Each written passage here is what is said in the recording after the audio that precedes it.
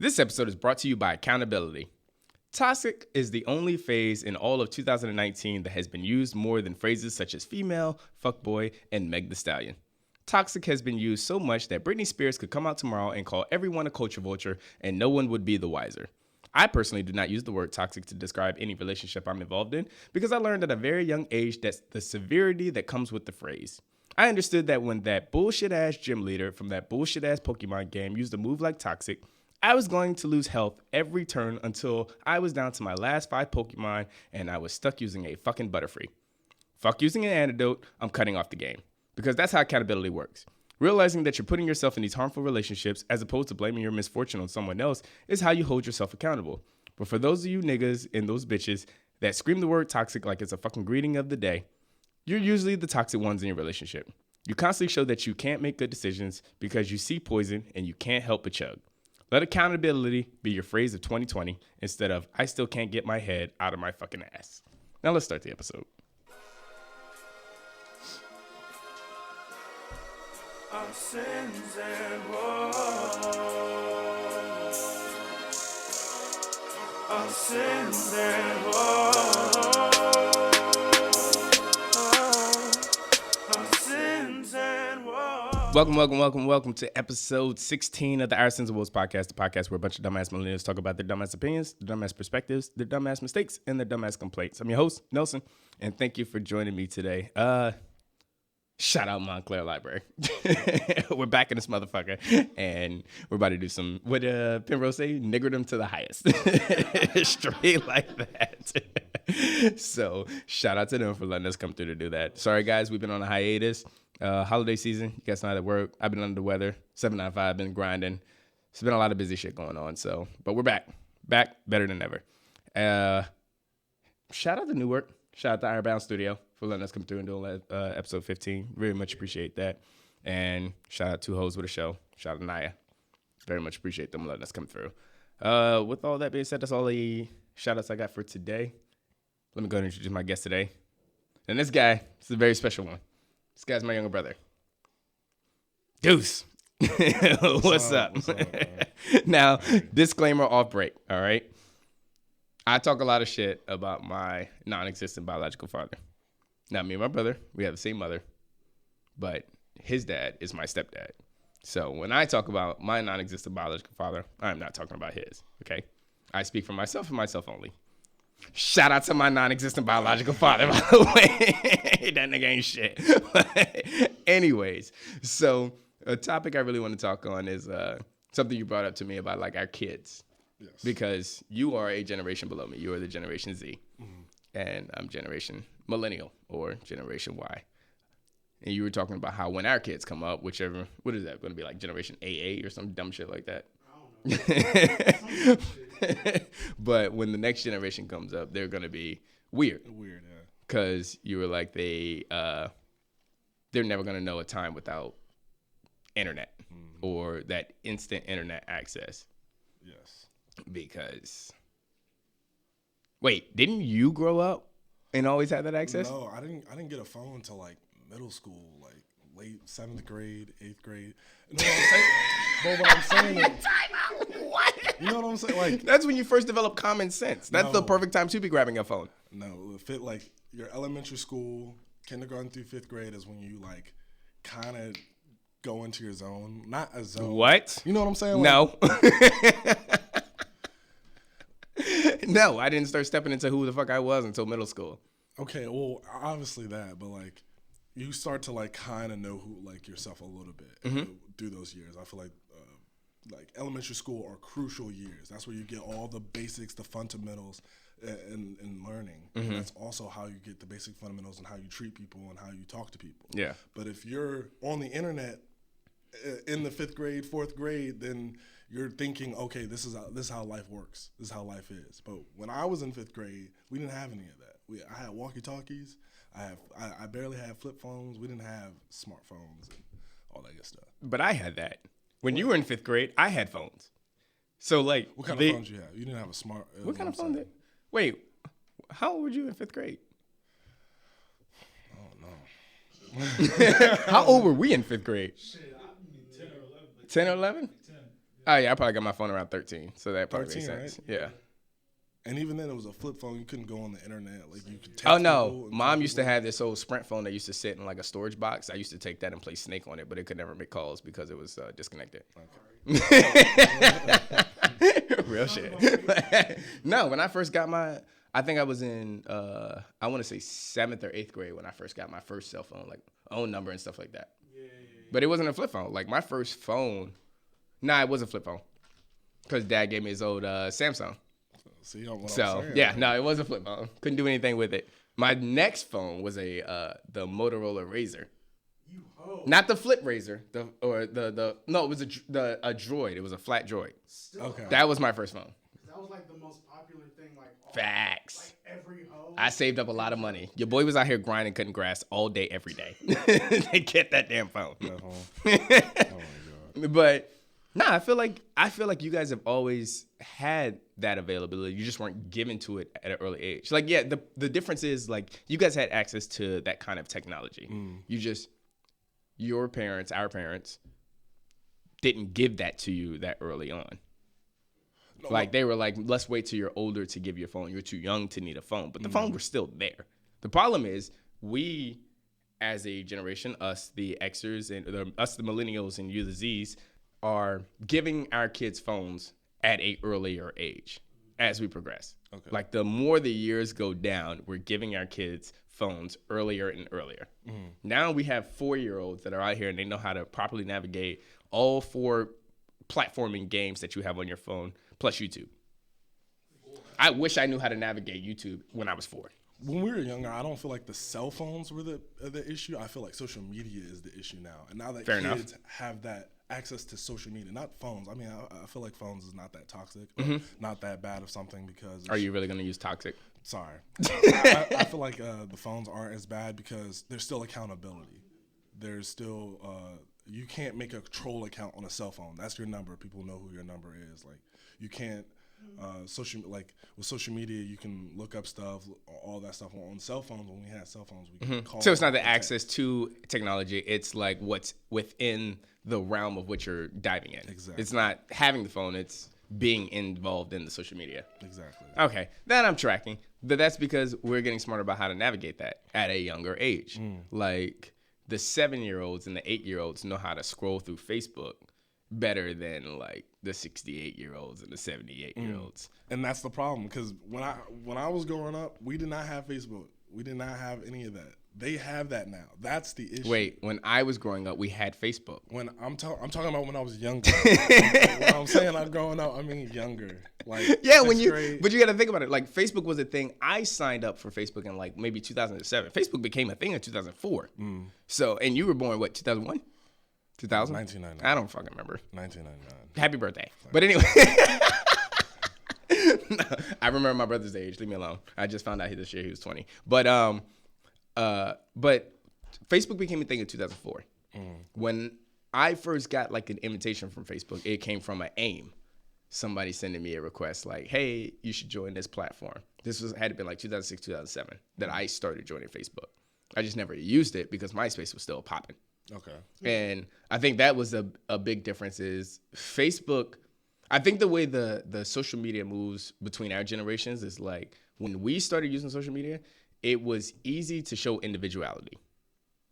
Nowadays, because everybody's a follower, nobody's a leader, where it's easy to hop into these social media sites because it's so basic. Like you were only active on MySpace if you could show your individuality. You had to have a dope-ass wallpaper. You had to have the dopest top 4, top 8. You had to have a dope-ass profile song. You had to have a cute little caption, stuff like that. On Facebook, you don't have to have that. Your profile picture doesn't even hold much weight, let alone your cover page. So, and I think the difference between my generation and your generation is we used to embrace individuality more than you guys do now. Because you're not required to have it. Now you can get on Facebook and not have like something that stands out above everybody else's page. I don't know. I think we're embracing. Actually, if anything, I think we're embracing more individuality than ever. That word is kicking both of our asses. Yeah. You're fine now. If anything, like you can think about how like we listen to music now. Like, back then, like the stuff we rap about now, about being sad, about being like emotional and stuff, we didn't talk about that back then. Agreed. It was a much more like raw and harder way of like music, like rap music. It was about gangsters, money, getting all that. Yeah. And now it's about, this is how I feel. Your emotions. Let me sing on the song. Shout out to Kid Cudi. Kid Cudi, Kanye. Real shit. Shout out to Man on the Moon. But no, I'm tracking like the times have moved, because I had this conversation with Penrose Ames where we were talking about like it's a different day and age. Like guys, like when we were talking about DMX coming out and he was like, if you got a daughter over 14, I'm a raper. And then I was like, well, like if Kendrick Lamar came out and said some shit like that, the internet would lose a smile. He's like, well, you got to think about the different day and age that we're in, where what's acceptable and what's not. And also, DMX and Kendrick Lamar are two different people. They stand for two different things. Kendrick Lamar always talking about Black Power, you know. Regardless, if any rapper that stood for the fuck shit came out and said that shit today, like Rick Ross can talk about like putting Molly's in her drink, and Future can talk about Percocets, but like even if any of those rappers that say some off the wall shit said that what DMX said, they would still catch shit for it. There's no rapper that can come out today and say some shit like that. We're not allowed to be caricatures anymore either, though. Say what? We're not allowed to be caricatures as artists anymore. Oh, 100%. That played a big part into it. But and that goes back to the individuality. It's like the fact that individuality is almost frowned upon today. And that comes with our parents rolling into us, rolling into y'all. It's like the more different you are from everybody else, the more frowned upon you are. Maybe it's just me, but I see a lot of people with different styles, different way of thinking, who are just popping right now on social media, popping off on the internet. Like people with, you could say they have an individual style and they get big off that individual style. Virgil, who worked with Louis Vuitton, had a. But that's that one person. But then it comes to everybody else. When you're looking at something like that, sometimes you got to look at the mass. Okay. So then, yeah, that one person might stand out. You might have your Kanye's, you might have your little Uzi Verts, you might have your Kid Cudis, but then it's all about what is the rest of the mass doing? They're following those people. That's what makes the other people more accepted. Yes, those people stand out. But at the end of the day, it's like, what is the rest of the crowd doing? They're following in those footsteps. You have to be a certain kind of nigga to be able to stand out these days. That's a fact. You have to be a completely different kind of nigga for you to stand out and be accepted. Okay, yeah. So you can stand out, but you'll still have to worry about like not offending a certain type of group or offending certain people. Facts. Which is stupid. Facts. Like, Big facts. You can't be a freaking comedian without saying something offensive. That's what comedians are. If you're a comedian and you say something offensive nowadays, you better expect to be canceled. Unless you're really popping. Like if name one really popping comedian that can get away with saying some very off the wall shit. Dave Chappelle. Damn. I was gonna say Kevin Hart. Name one. No, Kevin Hart definitely can't do that. And that's why I said. That's why I was quick to ask that question. Yeah, because I got into a debate with one of my friends on Twitter. We were talking about that. How like now like this culture is like so PC and so freaking like we like stepping on freaking eggshells and shit. Like, Yeah. The whole Kevin Hart tweet is like, hey, my son came home gay. Like I hit him on the head, be like, hey, stop that shit. That's gay. Yeah. To me, that's funny as shit. Yeah. Like, but to other people, it's like, oh, he's condoning violence and everything. I'm like, you guys clearly missed the whole fucking joke. Right. Like, Big facts. I think that plays a part in individual. Yeah, it's where it's kicking everybody's We'll ass. just, you know what I mean. I think that plays a part because they're afraid to get canceled. They're afraid to say how they really feel because of the way the mass partakes it. The backlash. Yeah. But you're about to say the backlash behind it? Yeah, 100%. Now, you motherfuckers. Specifically you motherfuckers. What's up? You Z fighters. That's what I call the Generation Z. Y'all are Z fighters. Okay. Y'all niggas are all charge, no action. Y'all niggas are out here like curling, throwing a destructive disc. Probably don't understand the reference, but my millennials do. My millennials definitely understand that. Charging up the destructive disc and hitting no one with it. you could just say Yamcha too. I mean, hey, the Wu-Fang Fist was the dopest move until it wasn't a move anymore. Until, it was an original with the Kamehameha, and then like other moves got introduced, and you're like, that's obsolete. Yeah. But like, and the reason I always compare y'all to the Z fighters is because like sometimes you have Gohans. Sometimes you have a nigga that hits Super Saiyan 2 and he's about pushing the motive and stuff like that, but the niggas get cocky. Niggas get cocky and they forearm 4 niggas, and next thing you know, they got a broken arm and they're trying to take out a strong ass nigga with one arm. And then they burn out in college. Exactly. And then they burn out in college trying to get in their superhero shit. I'm the Great Sandman. Shout out to my millennials. All of y'all got that reference.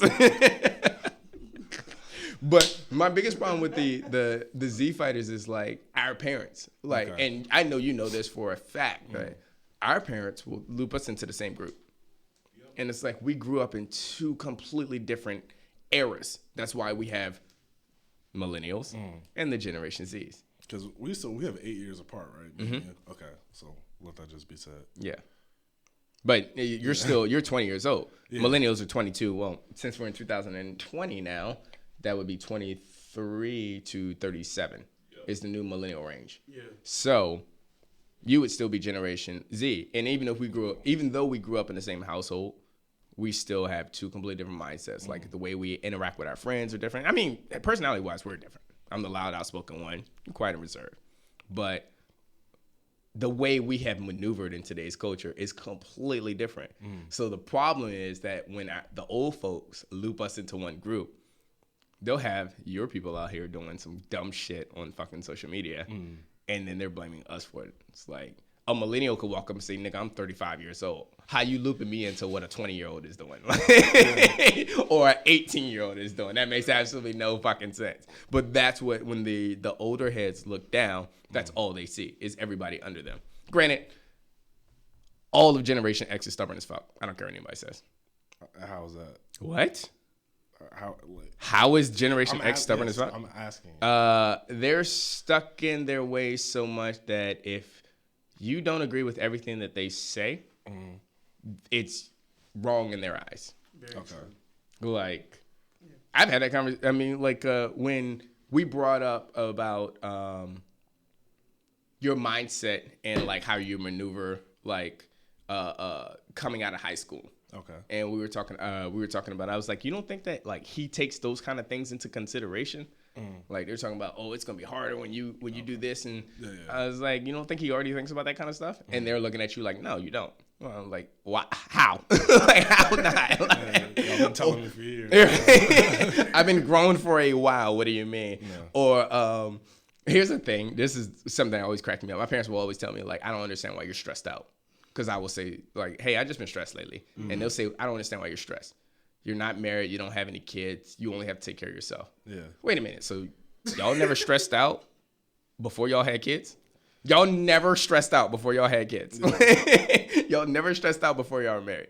But again, they will look at it like, okay, we know what stress is because we are parents and married and we've gone through things. We have this experience. But it's like, that doesn't take away from what I'm going through. Like you said, when it comes to music, we will talk about what's emotionally involving us. Maybe I'm just depressed. Maybe that's why I'm stressed. I'm just going through some mental shit. Or maybe I'm just going through some emotional shit.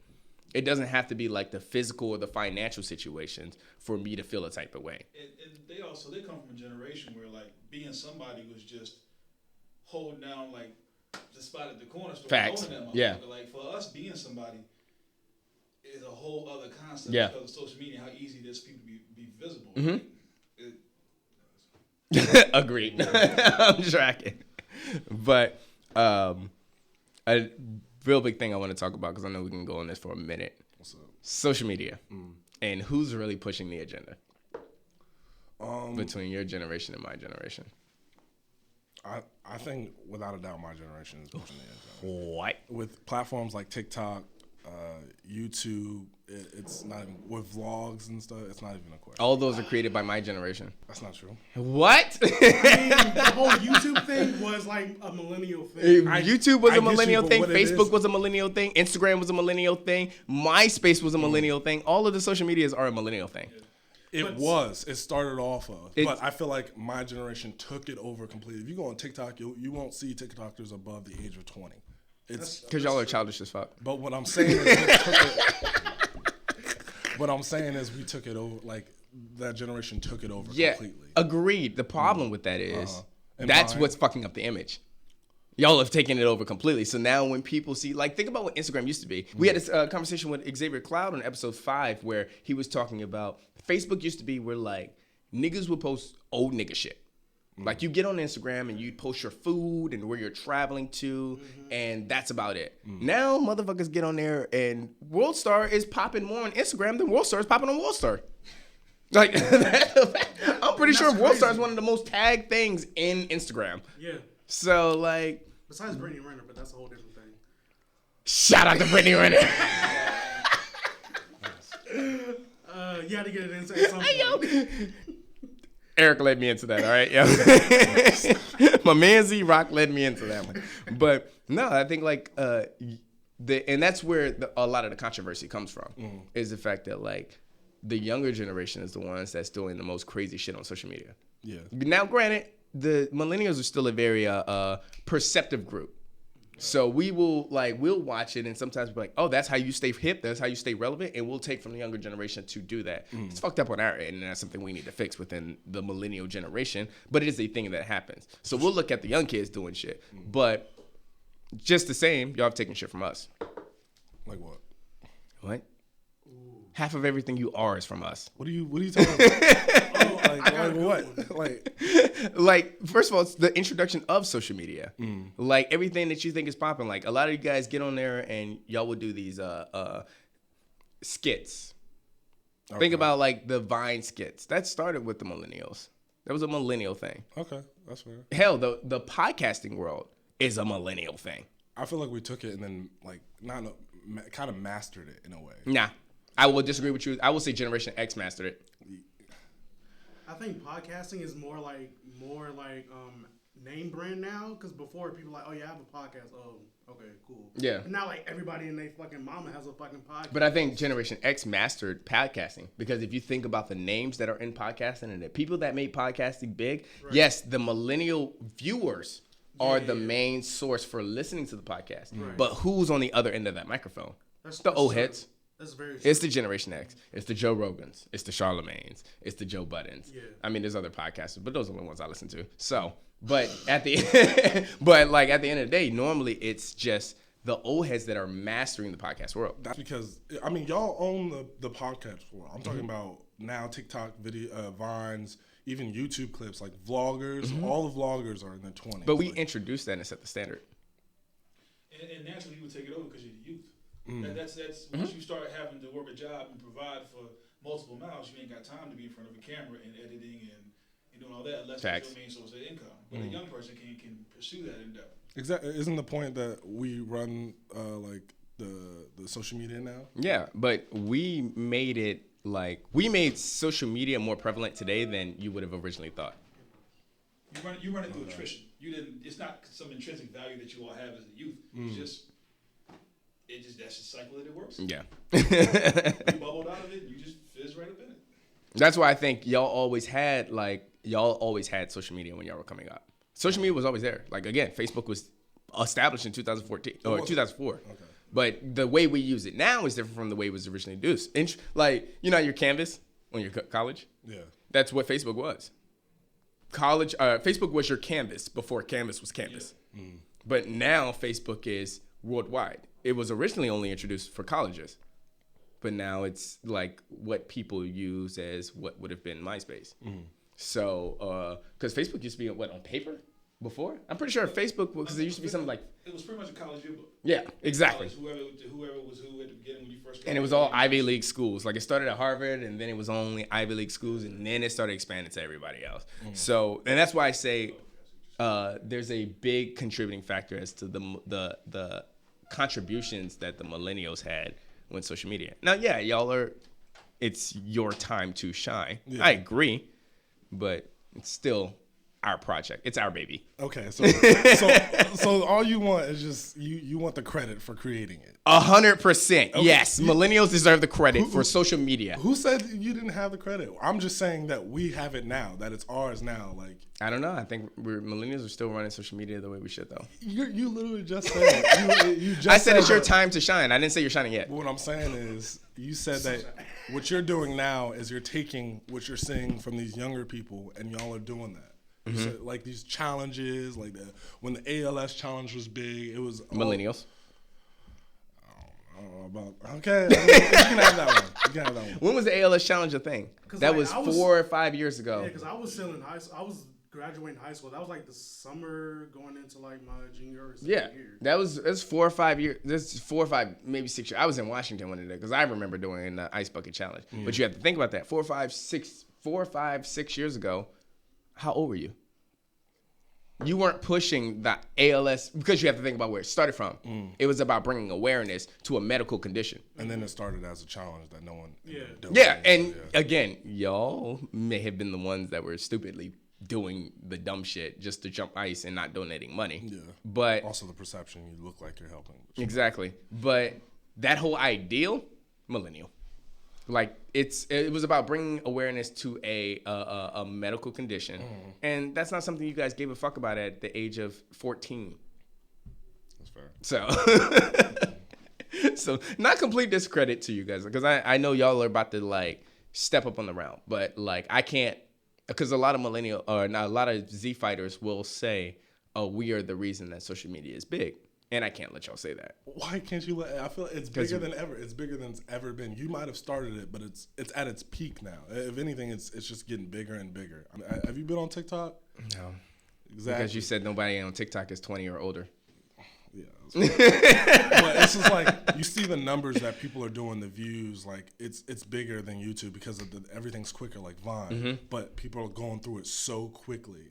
It's a huge platform, and you ain't even on it. I mean, What I'm saying. I'm not even on Twitter.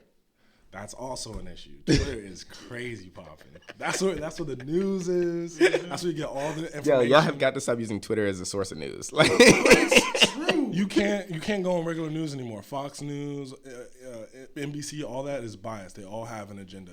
Well, on Twitter there's an agenda, but I was about to say, yeah, Twitter definitely has an agenda too. but it's more individuals. It's more individual And perspectives. you 'Cause can't it's always say hot- that though, because like that only falls within the realm of what you're willing to follow. I've talked about that time and time again. People will complain like, "Oh, police brutality this, police brutality that," and it's like, well, if you look up one image of police brutality, then that's what your explore tab is going to look like. So if you're looking up one segment of talking about how you're happy for Donald Trump's impeachment, that's all you're going to see now. So now, like, you can't say that like you're getting the availability to everybody's opinion. Granted, if you look for it, if you looked up Trump and anti-Trump, then yeah, you would see that. That's the thing about Twitter. Because if you're following a whole bunch of people, all these people have different perspectives. Do you really follow somebody that disagrees with you politically? I try to. No, yeah. Just to see. I don't speak for the mass in that. And then they'll retweet a bunch of stuff that you would have never seen before. It's not like, it's not like Instagram because I'm just following this page, I'm only going to see this stuff. If you follow someone else, you're going to see all the stuff they retweet, all the stuff they like. Yeah.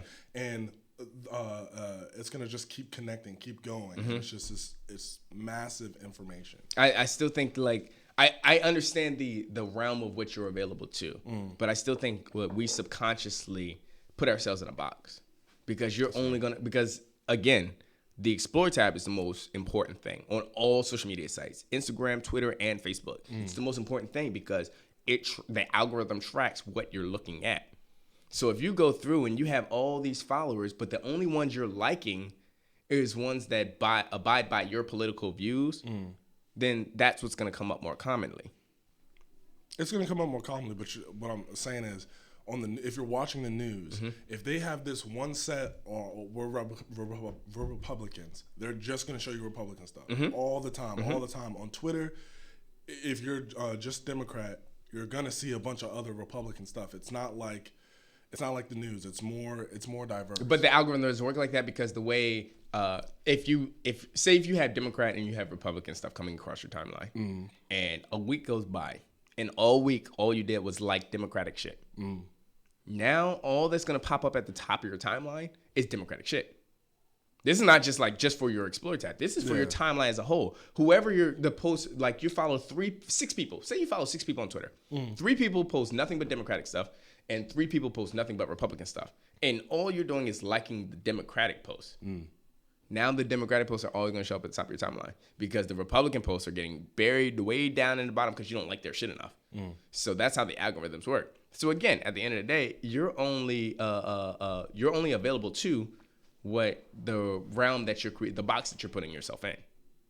So it's not really a great source of news. That's my thing. If you watch Fox News and then you watch CBS, like, okay, you're getting both perspectives.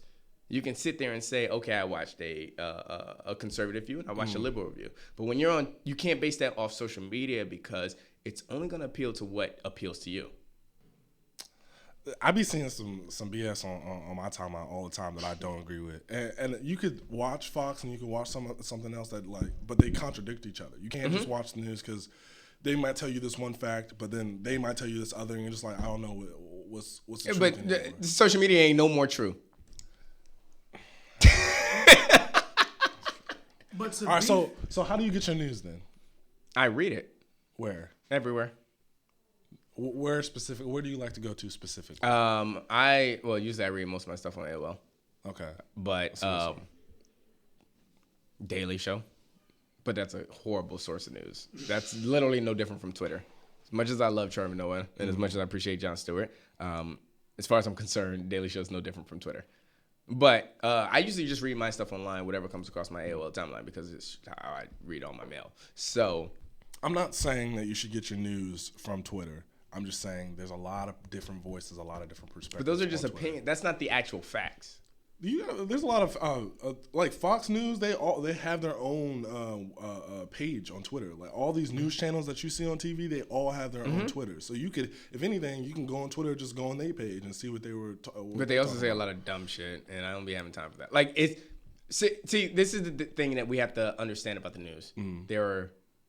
News is a 24-hour thing.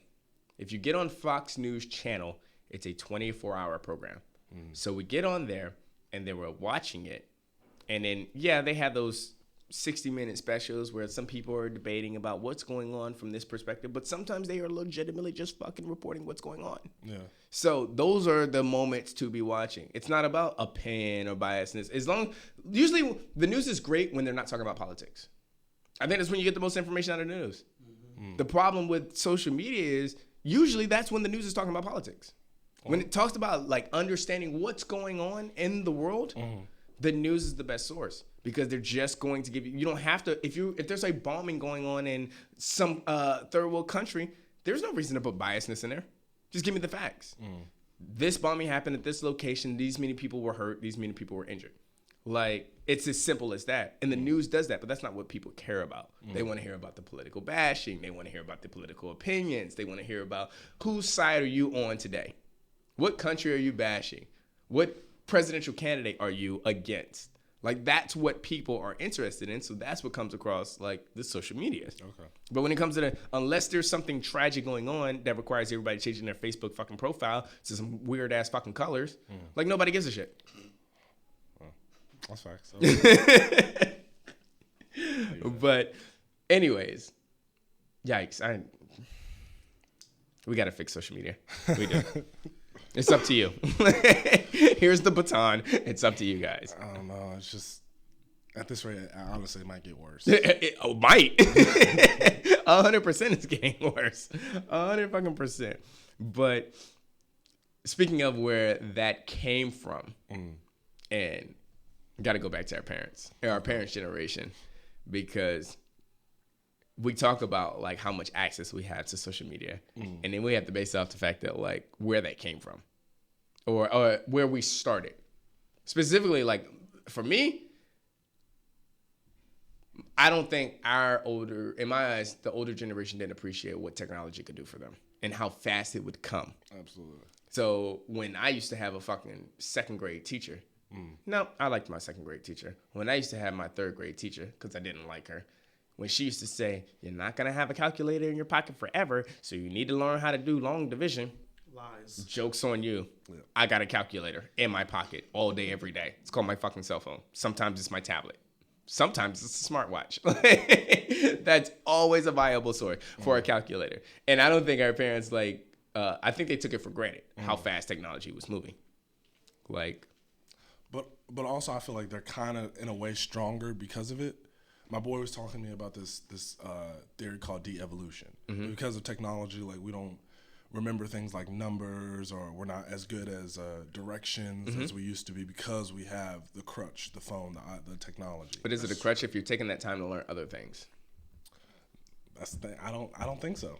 This is because now we, instead of like if we don't need to know how to get somewhere because we have our phone, we can learn about something else. We can fill our brain with that, and I think that helps a lot. Yeah, and that's why I asked. Like, granted, like, like that's it.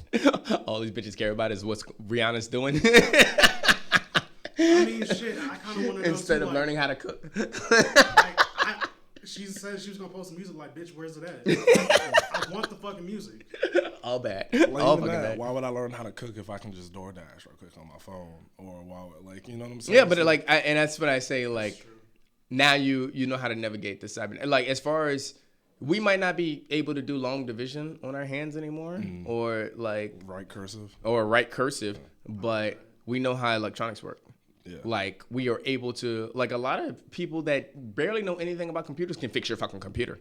That's the crazy thing. Like, granted, everybody thinks they're a fucking IT specialist just because they worked on a computer for fucking 3 days. But a lot of the people will be able to tell you how to fix your fucking computer if something's wrong. And now you're telling me that, yeah, I can't read MapQuest anymore, but if your phone is malfunctioning, I can maneuver through it to get that issue resolved.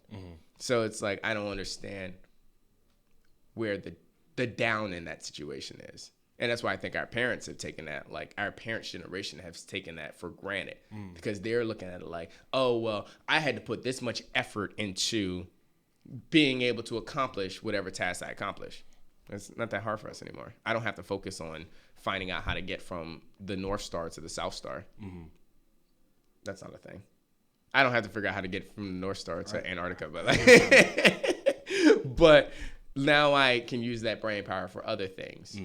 I know how to maneuver through these kind of things. Like, while you worried about location or while you remembering phone numbers, I'm remembering algorithms. True. Simple as that. and coding. Like Exactly. That's gonna be the new thing. Yep. It's kind of crazy. Like when I was thinking about this, like stores now, they don't have as many people trying to work for them, like Target or Starbucks, because everyone's trying to run to the social media thing. Everyone's trying to run to get their back from that, and you can, because content, everything is about content now. Yeah. Whether you believe it or not, music, podcast, YouTube, and we gotta. I guess we gotta find a way to flow with that. Yeah. Go that way. But even that, like, if you think about, like, you could think of something so simple as, like, when my parents had to go to McDonald's, all they had to do was walk in and say what they wanted, and that was it. Now you got to go in, you got to maneuver through the giant fucking screen at McDonald's, and you got to figure out this, and you got to properly know how to search through there, because I just found out that you can get fucking McGriddle patties without sausage or without bacon or without eggs. You can just get 2 fucking patties. Yeah. That required me maneuvering through. I had to learn how the system worked. So now I've exchanged walking into McDonald's and just saying what I want to learning how a new system works. Yeah. Like, how am I being inefficient or more inefficient now that I have to take the turn to learn how this works, how this maneuvers. As far as anything, like, the less counter workers you're getting, the more the people that are buying your products have to learn. So I don't even think would be considered de-evolution. That would be considered evolution, because now you're literally requiring people to come into your business and learn how to do something to be able to get whatever product they need, or learn how to be a consumer, basically. So I think we've made a lot of progress for that, and I think our past generation just didn't realize how fast it would come and how convenient it would be. I agree. But I've been waiting for this one. What's up? Because it's a great rollover from us talking about, like, social media and how you guys are handling and how we used to handle. Because trolls, and I don't just mean social media trolls, I mean real life trolls. Yeah. I feel like everybody's got some shit to say that they haven't sat at home and thought through carefully. Yeah. Niggas will try your life out of nothing. Now, me, for where I work, I have flying benefits. So I've actually had a nigga walk up to me and try to get on my flying benefits. And then, yeah, you already know this is, that a nigga tried to get on my flying benefits. Yeah. And he was like, so like, how can I get on your benefits? And I was like, what do you mean? He was like, I'm just trying to figure out like what you're trying to do to get me on your benefits. It's like, well, what all this, like, where are you going with this? Yeah. Like, you trying to pay for him? He's like, well, how against a domestic partnership are you? I was like, nigga, you trying to marry me? Is that what you're saying? You trying to fucking marry me to get on my flying benefits? And he was like, well, no, I'm just trying to figure out like what sacrifices you trying to make. He said, I ain't gay, but Right? I'm willing to make that sacrifice for you. Like, yeah, that's the kind of shit. Like, people will say the most outlandish shit, and they don't realize where a chill factor is. Yeah. Another situation. This is a funny one. I'll take this.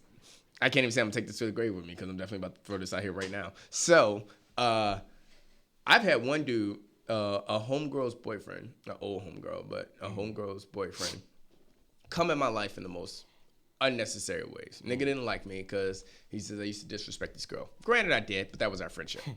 I would call her out of her name, but like I wouldn't call her like bitch or nothing. But I'd be like, you fucking slut.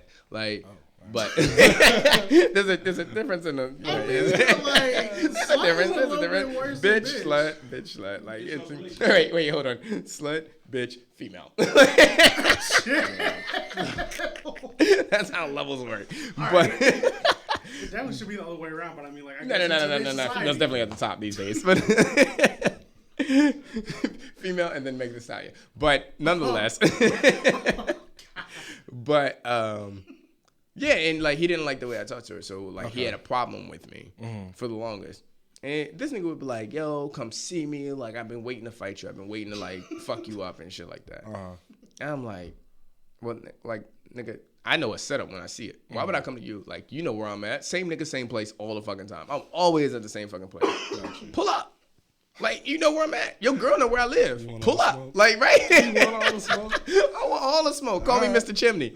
But I'm sitting here like, yo, pull up. Like, you know where I'm at. Yeah. But why would I come to you?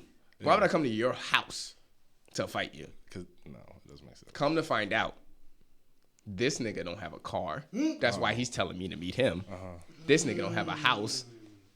So, like, I guess he wanted me to pull up at my homegirl's house to fight this nigga. But I'm sitting here like, all these factors, and you out here talking the most reckless shit.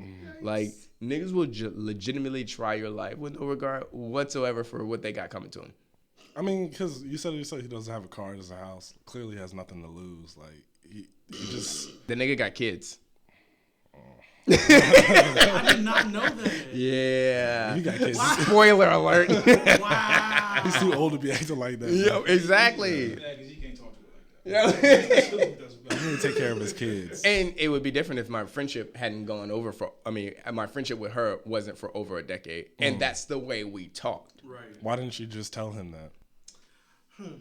Why wasn't she just like, this is my boy, like, relax. It's not that deep. You don't need to fight him. Take care of your kids.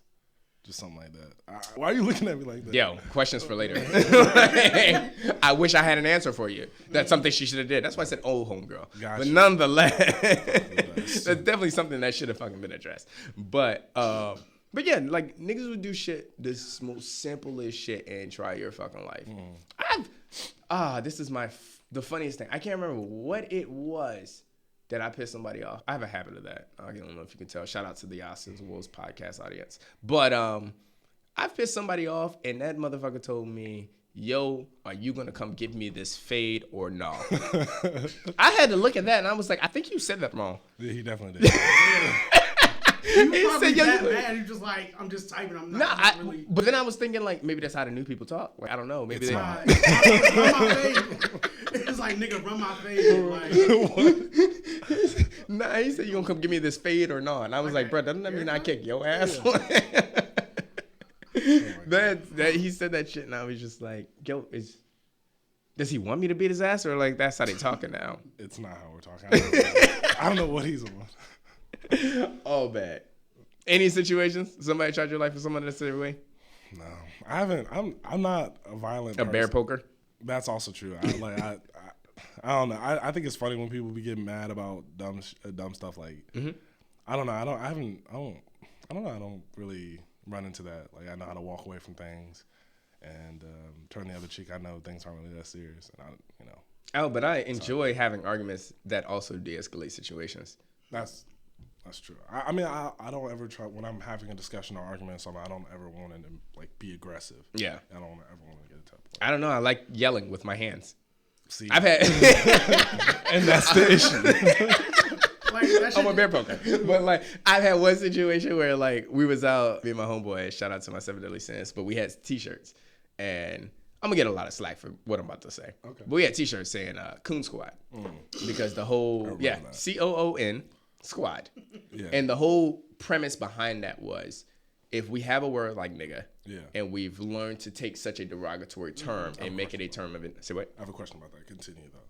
If we taken that word like nigga and made it from a derogatory term to a term of endearment, we should be able to take control over every word or take the power out of every word. I've said that again. We need to take powers out of derogatory terms, like female. But nonetheless, Stop it.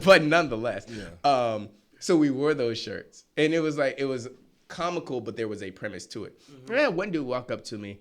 He walked up to my homeboy, and my homeboy was like, "He's the de-escalator. Send him to him." And so he sent him to me. And the dude came up. He was like, "How could you we used to be called coons? They used to call us coons as they beat our asses." And I was like, "You say nigga?" He's like, "What's that got anything to do with it?" Like, legitimate question. Do you say nigga? Yeah, I say nigga. What? How you gonna get mad about the word coons, but like you out here blatantly using the word nigga, and you're telling me that you don't use it as a derogatory term, you use it as a term of endearment. You've used that word and changed the meaning of it. Why can't I do that with coon? You're looking at the negative connotation behind it. I'm telling you, I'm trying to create a positive word. I mean, a positive image behind the word now. I'm trying to redefine that derogatory term into a positive word or a word of endearment. I get what you mean. So, granted, could have opened way better. But that was the role we were playing that night. So the dude came up and we were having that argument. Next thing I know, he was buying me a shot because he liked what I had to say. He liked how I stood behind what I said. But like, again, I could have very much walked away from that conversation. But sometimes I like to argue, poke the bear. And because you learn I want to, exactly. Now I understand your perspective, but you understand mine. We've had this conversation. We've had an intellectual conversation. Granted, you were feeling some kind of way about it initially, but now you've understood my perspective. You've given me the time of day to listen to what I say. We've had a adult conversation about it. And now you looking at me differently. Now, if some man named Sapien came out and he was wearing a Coon Squad shirt, he might be a rallier. So. That's what I was going to ask you about. So what are the rules now to saying nigga? What's the rules? Because. It depends who you're asking. Honestly. That's the thing. I don't care if white people say that. Okay. Because that would be hypocritical of me. Okay. I can't be that way. But I always tell the white people that I know, I don't care if you say the word. But that other guy might. I always have to tell him, like you need to make sure there's a disclaimer. Like, you sit around me, I'm not affected by it. I'll look at you differently. Like you say it, like I won't like put you aside, or I won't like. But I'll look at you different. I'm like, okay, he doesn't have, because the white friends that I really fuck with, they'll bleep it out. They won't say it, like, because they know they have a certain level of respect. But you can't say it's about respect if you say it around them. That's very true. That's why if they do say, I'm not going to trip about it, but I'm going to be like, okay, I'm not going to invite him to my cookout or a wedding. like, that's facts though. He's not coming to the cookout. Hell no. Because they're going to bring that unseasoned chicken. It's going to have another turkey inside the turkey. Wow. Shout out to Penrose Ames. But I can't do that because granted, I went to a party. Shout out to my white boys in Washington. But I went to a party one time and I had a coworker from back in the day say, like, he was introducing me as, this is my favorite, it's a nigger. Oh my goodness. Oh. And he was doing that. And like, with the hard R. And I'm sitting here like, all right, buddy, you're doing a lot.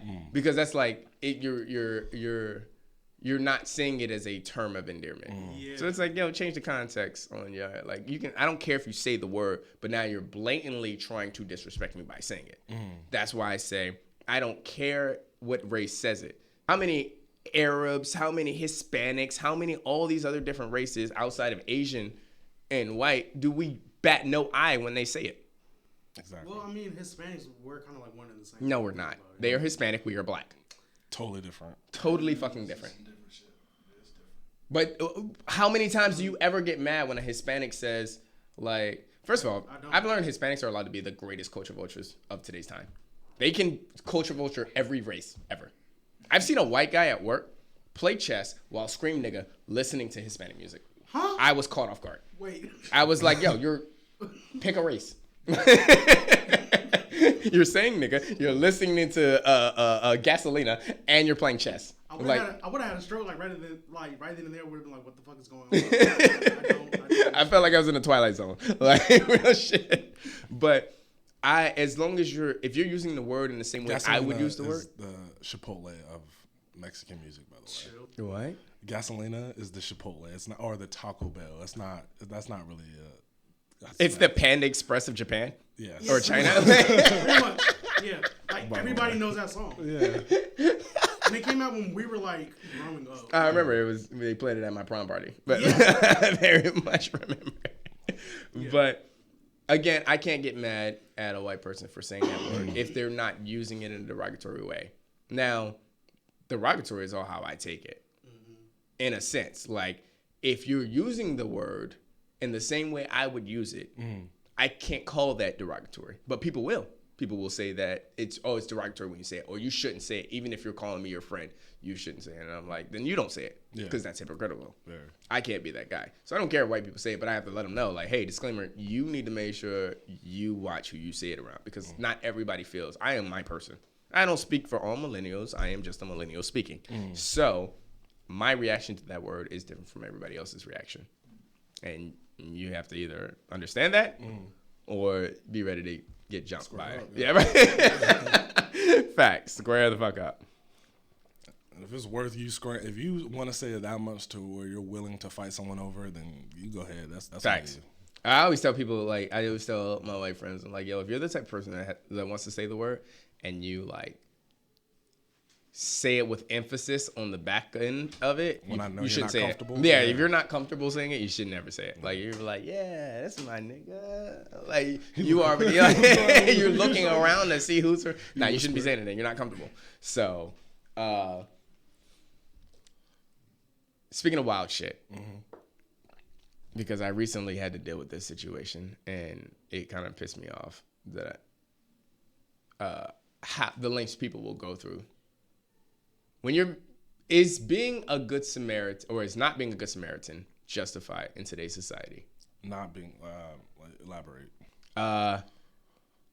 So I was stuck on the side of the road. I was stuck in a carpool parking lot one time, and I'm sitting out there with my jumper cables, holding them up for anybody that comes. Granted, I already called Geico. Okay. So I already told them, like, hey, send somebody to come jump my car. Gotcha. But in the meantime, I'm hoping that somebody would. I'm in a carpool parking lot, picking up my vehicle. Battery's dead. Yeah. So now I'm sitting outside my vehicle. Nobody wants to stop. Everybody's coming to park in this parking lot. And some people are coming to the parking lot to wait on other people. That is time for you to give me a quick jump and keep it moving. But people don't do that anymore. People don't pull over for the side of the road. Have you ever pulled over the side of the road for someone? To jump a car? Yes. Just do anything? Yeah. Okay. Random people? Yes. Okay. That's fair. I've never done that before. That was the thing coming up. Just like you see someone on the side of the road. Yeah, you like look out for people. Granted, there's situations where, like, I have a homeboy that does that. Like, my homeboy, he knew what it felt like to walk. He knew what it felt like to have to walk everywhere you went. So if he saw somebody like walking and it's pouring down, raining outside, stranger or not, he'd be like, do you need a ride? Okay. Now, there has been a time where he's drove to Timbuktu and back because he was trying to look out for somebody. But if that's an issue, you shouldn't be doing it anyway, because then you're worried about the repercussions. Like, if you're doing a favor, then do the favor. If you're not trying to do the favor, then don't do the favor. Yeah. So, but I ask, is it justified in today's society because people are worried about the repercussions of being the Good Samaritan. Like, I'm pretty sure because it's 5 o'clock in the morning, people are probably still worried about, like, because the sun's still down. Granted, I'm in a working, like, a carpool lot where everybody's parking to go to work, and I'm just sitting out there. I have a big reflective jacket on, company reflective jacket on, and I'm holding up my jumper cables. Nobody wants to stop because, well, the sun's not up. I don't know who this person is. I'm not going to stop and get out of my car to help him out. It's like, well, it's lighted. There are people around because everybody's coming here to park to go to work. But in most cases, people will look at that like it's completely justified for me to just keep moving. And it's not completely, but I can definitely see how, like you're a random person. I get you're in trouble, and I know you. I know you're a good person, but people don't know you. And people could be like, oh, this could be the next killer. This could be the next, like, murder. Like, I could die right now. So Yeah. why would I risk doing that? That's why I asked, is not being a Good Samaritan justified? In certain cases. What would be a case in which it's not? I don't know. Like that. Like, I wouldn't say they're a bad person because they didn't help you. Assuming that they're a bad person is a bad thing. I would think that it's a bad thing to assume that somebody is capable of killing you just because you pull over the side of the road to give them a hand. Yeah. That would be bad on your end. Right. But based off of Twitter and Instagram and the way the culture is pushed today in the news that we are, old white lady stops to help old white guy out, and next thing you know, she's kidnapped in the basement for 60 days. Like, that shit happens. Yeah. But for you to assume that everybody is out there like that, that creates a ginormous fear tactic within the country. Next thing you know, nobody's volunteering for anything. Nobody's helping any person out. Nobody knows how to be a Good Samaritan anymore. Unless you're like the Punisher. I mean, that's how it is. Like, the serial killers ruined it for everybody. They ruined it. And honestly, you won't see someone being a Good Samaritan unless they put it on social media. Yeah, I mean, but think about, like, the only reason serial killers are getting away with the shit they're getting away with is because, like, people are leaving their front doors unlocked. So, like, I can't give you credit for that.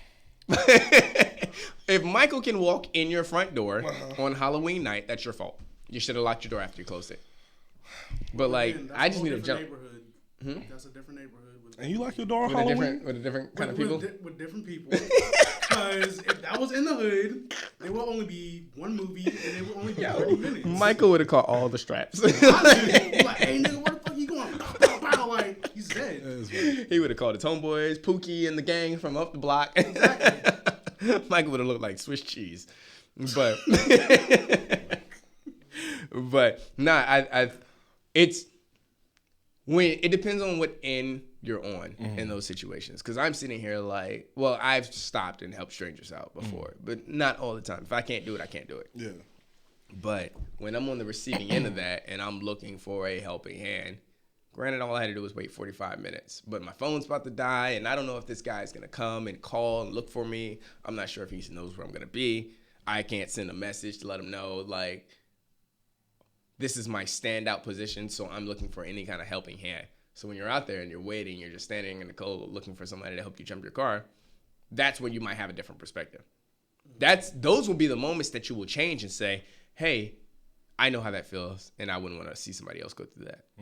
So stuff like I'll help people on the side of the highway. I will help people on the side of the highway because there's a constant flow of traffic. There's a constant flow of, like, in the middle of the fucking woods. Nah, Becky, you gonna have to change the tire yourself. I gotta go.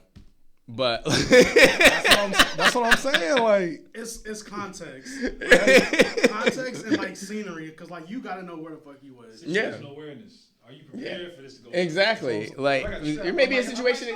Yeah, there may be a situation where I can stop in the woods. I can manage myself if I stop in the woods. But she gonna have to get under that car and change her tire. Like, I'm gonna just hand her shit. Like, here's a flashlight. Like a hold the flashlight.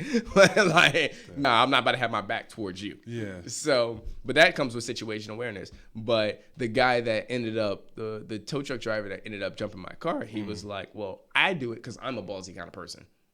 And I was like, is that what it requires now? For you to stop and be a Good Samaritan, does it require a huge sack of balls for you to help somebody in need? Yeah, a little bit. I think it's just personality, too. It depends. Agreed. Some people are just, it's like the person that's, if it's signaling, the person that's for you is for you. So the person that wants to help, It was Yeah. my help. Yeah, agreed. And then it goes to, is being a good Samaritan for selfish reasons bad? I have a question about that. So if I'm donating, say, $1,000 to kids charity, and I post it on Instagram, and people roast me for like posting on Instagram, like I can't, but I still donated that $1,000. So the good deed was still done, regardless if I posted or not. Like it was still, even if it was out of selfish reasons, even if I did do it, Depends. I'm gonna tell you, and for that specific situation, I'm gonna tell you what it depends. Did you volunteer, or did you donate to post, or did you donate and then post? Say for the argument, I donated because of the to post. Like I did it strictly to post to show that I'm a good person. You're not a bad Samaritan, but your intentions are garbage. Very. But Like you have shit morale, but good intentions. So if that did- makes sense. it You're a bad does. faith good Samaritan. Say what? He's a bad faith good Samaritan. Bad faith, good Samaritan. Yeah, exactly. Like Blueface. You saw Blueface get on top. Oh, of when he was cars throwing the and money throwing all on top of the yeah. car. It was mad. It looked mad disrespectful, but he was giving money back to the like. It So could have been a different way he went about that though, because like it was just like I would have been like, Nah, bro, that took some balls. Where he was, Yeah. That's what standing I'm, on top of his car, that's what I'm anybody could have saying. said, "Stop throwing another fucking dollar. Like, give me the rest of that I shit." know Like that's anybody what- could have done that. That's where you just proved my point. Like, Yeah. there's a time and place for everything. Like, he Agreed. clearly could have just did something different, but like him being a nigga, doing nigga shit, Niggered them to the highest. exactly. Just standing on top of a car, just throwing out money. Like, Facts. I would have got the money, but I still would have felt disrespected at the same time. I wouldn't have felt disrespected if I was grabbing the money. I would have been like, How you gonna be like out here chasing dollars off the floor like a stripper and then get mad because you're a stripper? okay, that's just like when That's like a stripper saying, "Why did you put the money on the floor? Why can't you put it in my hand?" Girl, you know how this works. What you mean? You know how this game go. true. You picking money up off the ground. Don't get mad because I'm throwing money on the I ground. earned it, it's your turn.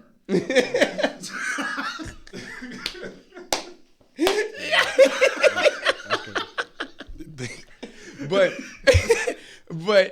like one of my things, and I used to do it for selfish intent all the time. But when I used to Uber drive heavy, I would get cash tips, and I would never use the cash tips for anything. I would just put them in my sun visor. So that way, if I had Uber riders in the back and I would roll by a panhandler, I would give them some of that cash. okay. And that's just for getting brownie points with the current Uber riders. So if you're doing a good act, but if it's for self, well, what's the point? If you just do a constant good acts all the time, but at the back of your mind, you're doing this for perception. What's the difference between doing it out of the kindness of your heart? Like I don't. It depends. That's why I say. What'd you say? Bad faith, good Samaritan, because it's bad morale on your end. But at the end of the day, you're filling somebody else's pockets, and I think that's a bigger issue. I mean, that's a bigger a factor in that is like, are you helping somebody out? Conscious karma. Yeah, exactly. And then, not to mention, like, especially if you're doing it with the intent of like not getting something back from that person.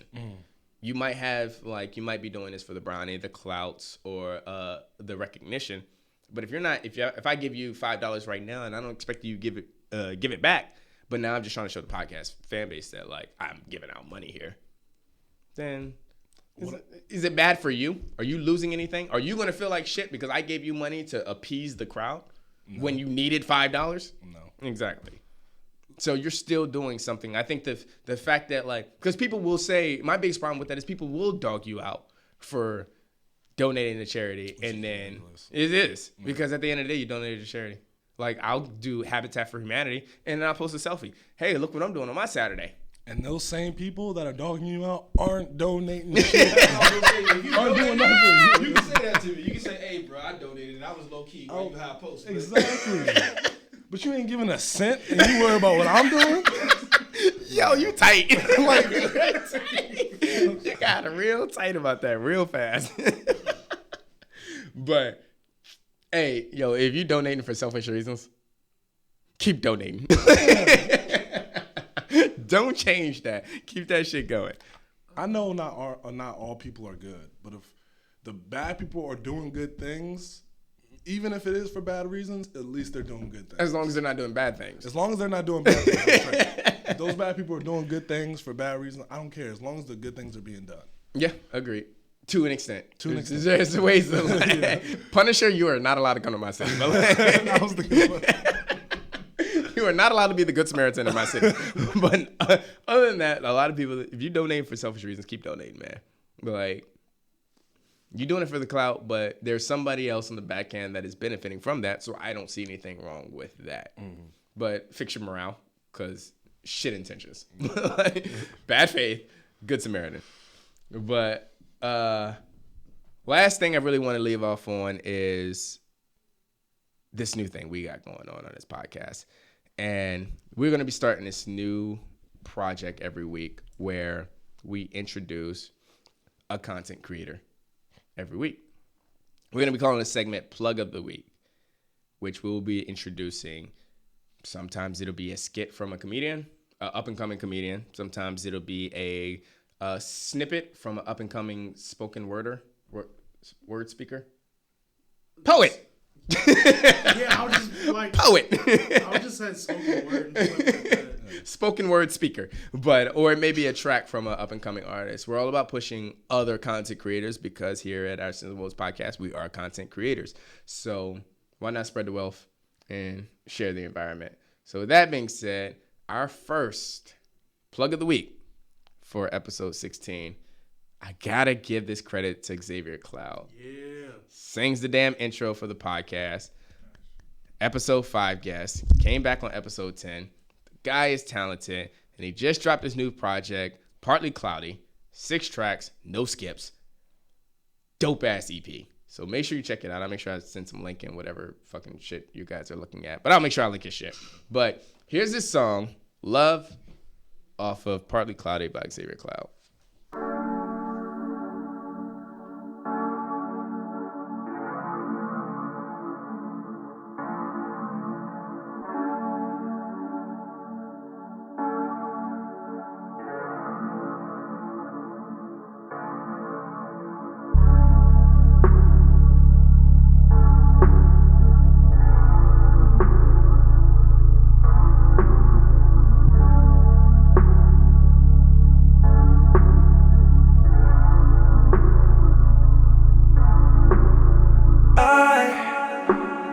Waiting for a minute, you still ain't show up.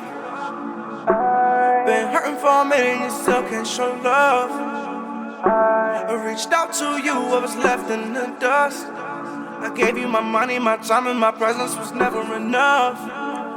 Going through the motions, bottle left me open. Henny tastes better when you're open, it's dark when you're soft and you're holding. I never would've thought you would do me like this, girl, you left me broken. Never would've thought you would do me like this. You left me broken. I just needed your love, man. You ain't give me a fuck. Just gave my heart a shove, ayy. Did it all for you. You ain't give me enough. You ain't give me enough, babe. I just needed your love.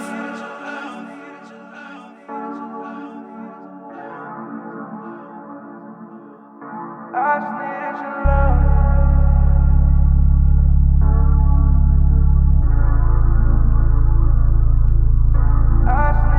Walked in, gave me that good talking. Stopped my heart from blocking. Stopped my love from mopping. Then you fuck around, cheated, girl, you lost it. Just threw me in your pocket like a lozenge. Shot my fucking heart like a rocket. Heartbeat for you till you stopped it. Drama is for you. Bullshit is for you. All them lies you're through. Can't live life with you. Why I'm stuck with you. I don't fuck with you. Best feelings caught up to my presence. I thought they had vanished, but that was just you. I just needed your love. I just needed your love, and you ain't give me a fuck. Just gave my heart a shove, and did it all for you.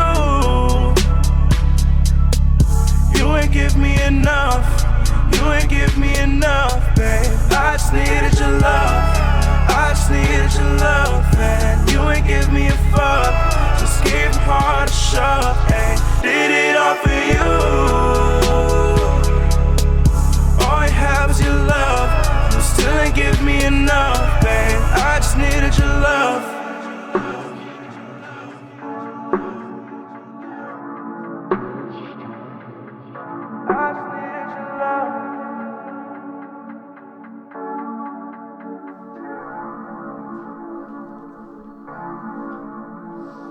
All right. So, Love, Xavier Cloud. God, that is a dope fucking track. By the way, let me go ahead and throw this out. Please, by all means, if you want your content on Plug of the Week, please, by all means, send me some shit. But we are content creators over here. So, if you're going to be one of them weak-ass people that get on YouTube and just do covers, hold my dick. All right? I ain't got time for you to take somebody else's shit and redo it. Writing songs and performing them are two different talents. That's not creating content, though. It is creative. If you're covering a song, and it's not content creation. Right. Nice try. If you look at it this way, if they're doing a cover and they make it their own, then I mean, yeah,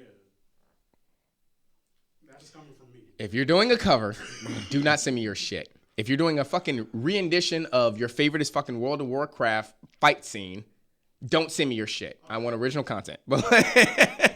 Is that fair? Original, okay. All right. Content creators, welcome all. But with all that being said, you got anything else before we get out of here? Any positive notes to leave out on? 2020, let's drink some water, get hydrated. That's pretty much it. You said a message, right? I wasn't expecting that. I was like, all right. Hydrate, bitches. Yeah, drink water. I know. You said a message. I don't know. No, you're right. You're right. Okay. Message. With all that being said, to all my millennials, being your age is a sin, and no one wants to hear your woes. And to everybody else, this has been another episode of the Our Sins of Woes podcast. Peace.